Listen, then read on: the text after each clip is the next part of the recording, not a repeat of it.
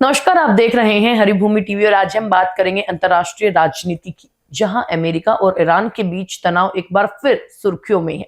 सैन्य बेड़ों की तैनाती, कड़े राजनीतिक बयान और साथ ही जारी परमाणु वार्ताएं, ये सब संकेत दे रहे हैं कि हालात बेहद संवेदनशील बने हुए हैं। आइए समझते हैं पूरी खबर विस्तार से। अमेरिका के पूर्व राष्ट्रपति डोनाल्ड ट्रंप ने हाल ही में फिर कहा है कि ईरान में सत्ता परिवर्तन से बेहतर कुछ नहीं हो सकता। पत्रकारों के सवालों के जवाब में उन्होंने कहा कि ईरान दशकों से सिर्फ बातें कर रहा है और अगर समझौता नहीं हुआ तो सैन्य विकल्प की जरूरत पड़ सकती है।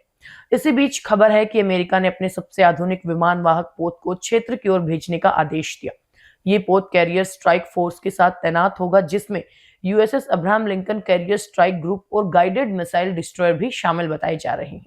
विश्लेषकों का मानना है कि तैनाती सिर्फ सैन्य अभ्यास नहीं बल्कि ईरान पर दबाव बनाने की रणनीति भी हो सकती है। हालांकि कई अरब देशों ने चेतावनी दी है कि अगर क्षेत्र में कोई हमला हुआ तो पूरा पश्चिम एशिया बड़े संघर्ष में फंस सकता है। ऐसे समय में जब इलाका अभी भी इजराइल और हमास के बीच चल रहे संघर्ष के प्रभाव से उभरने की कोशिश कर रहा है, दूसरी ओर कूटनीतिक मोर्चे पर भी हलचल जारी है।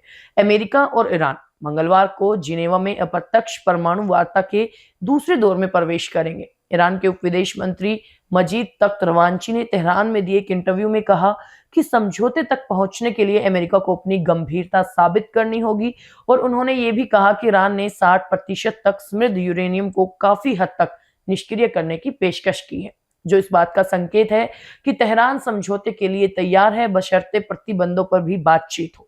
बताया जा रहा है कि दोनों देशों के बीच पहला दौर मस्कट में 6 फरवरी को हुआ था, जहां शुरुआती बातचीत का रास्ता खुला था। इस पूरे घटनाक्रम के बीच सैन्य तैनाती और कूटनीतिक वार्ता दोनों समांतर चल रही हैं, जिससे साफ है कि आने वाले हफ्ते अमेरिका ईरान संबंधों के लिए बेहद अहम रहने वाले हैं। तो क्या ये सिर्फ दबाव की राजनीति है या किसी बड़े टकराव की तैयारी? इस पर दुनिया की नजरें बनी हुई हैं।